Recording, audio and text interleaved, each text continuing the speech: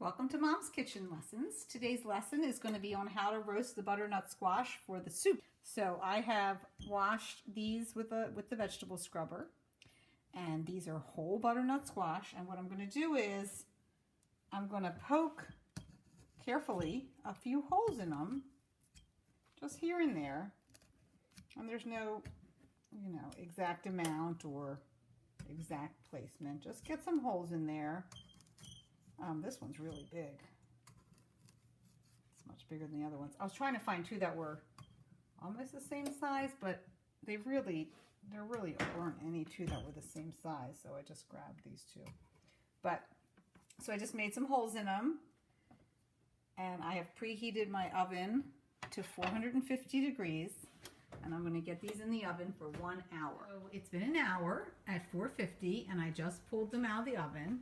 They are very hot and still sizzling. So we're going to let them sit out on the counter and cool until they're manageable, workable, and we can touch them. So when it comes out of the oven, it's going to look like this. It's going to be very soft and done. And what we're going to do is, I'm just going to move this a little bit to an angle so I can get to it. So you're just going to cut off the ends, both ends.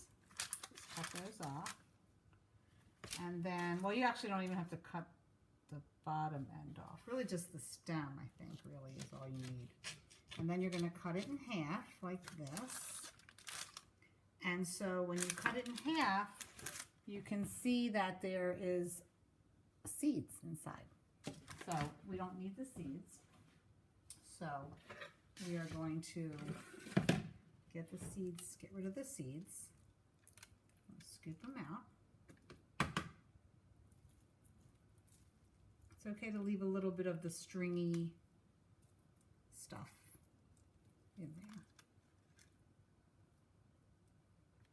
Then you're going to take all the good, when you cook it at 450 for an hour like this and it gets really soft and good, it's going to come, the skin basically comes right off. So you can just take sections, because remember, we're gonna put this in the blender when we're making the soup, so you can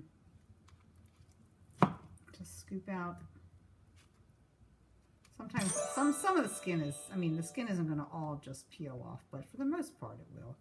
So if it doesn't peel off, you can just do it with your hands. Put it in a container, because you're going to need that for when you compose your soup with the broth and the sauteed onions in the blender or in the food processor or in the magic bullet. So you can also just see how the skin is still on here. You can just take your knife, just get it off like that. So that's all you need to do. So that's how you roast the squash, cut the squash, scoop it out, and have it. You can do it ahead of time. You can do it at the same time the same time frame that you're going to do the soup, and it could still be warm, but you want it to cool off enough that you can actually work with it. You can handle it and touch it. So you don't want to do this when it first comes directly out of the oven, because it'll be too hot. But so look, I'm at the very end of this half, and this skin is just basically coming right off. Look at that, beautiful stem. I'll just do the stem on this one, the stem side, and not do this side, because really it's soft enough that when you cut it in half, this skin, I didn't have to do, that's the end. So it just comes right off. I didn't really have to cut the end on the other one. I forgot that, actually we can use this. Look at that, came right out. I'm currently sweating down some sweet onions. And you've seen me make these before.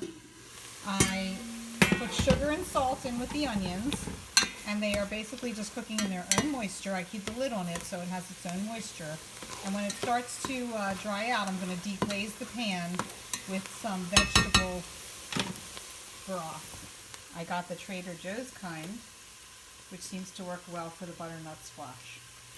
So I'm going to continue to let these onions cook.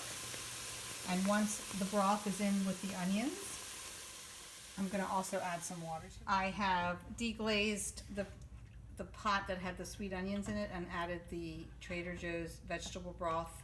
It's a 32-ounce box, and I added 16 ounces of water to that.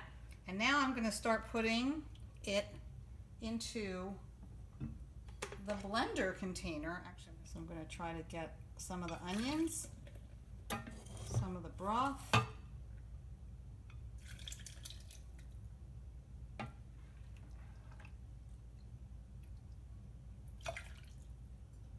and again, as in other recipes, I don't measure anything, so I just eyeball everything. And so I'm going to be adding soup and butternut squash as, you know, I see fit.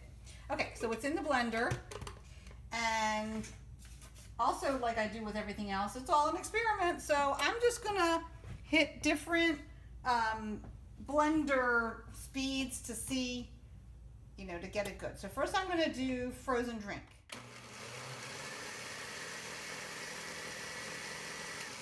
That works good. That looks really good. Oh my God, that looks so good. I'm gonna do that again.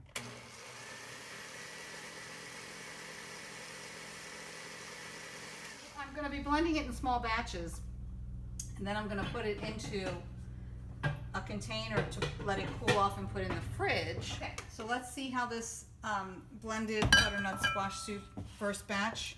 That looks great.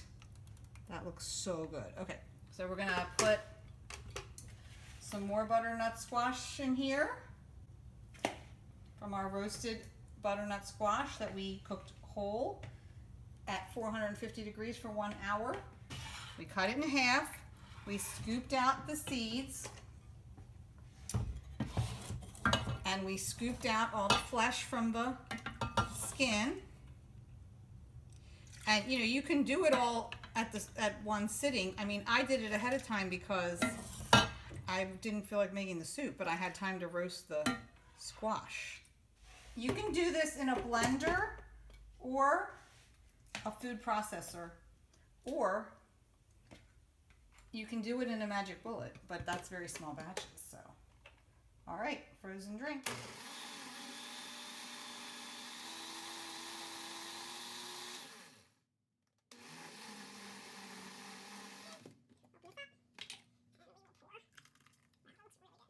The sweet onions give it that little extra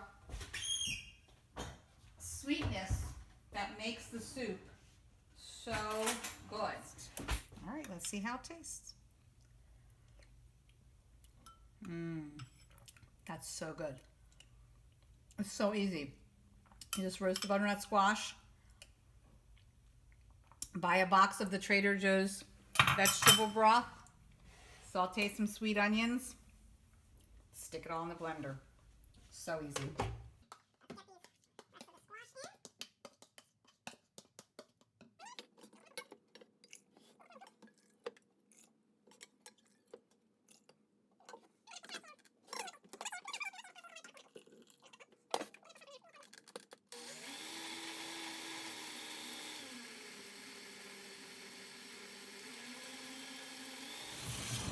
All right, now I want to put it all back in here so that I can get all the different thicknesses blended together, because you know, the first batch was a lot thicker, and then at the end I had soup left over, so I want to get it all combined together. I made a huge batch of soup. Of course, you could make this in a smaller batch. You could do one butternut squash. Look at that. Let me show you in this with the ladle. Oh wow, look at that. That's so good. Oh my goodness.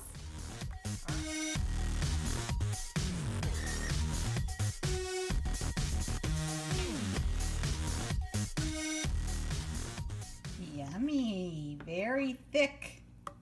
I made it a little bit too thick, I think, but it's so good. 1 Fuji apple. It was a very big Fuji apple, and I roasted it in the oven with the butternut squash, but just for about 20 minutes. That's all it needed. It's so yummy. I'm enjoying it for dinner. All right, I hope you try it. If you have a blender or a food processor or a magic bullet, you can easily make homemade butternut squash soup. Enjoy!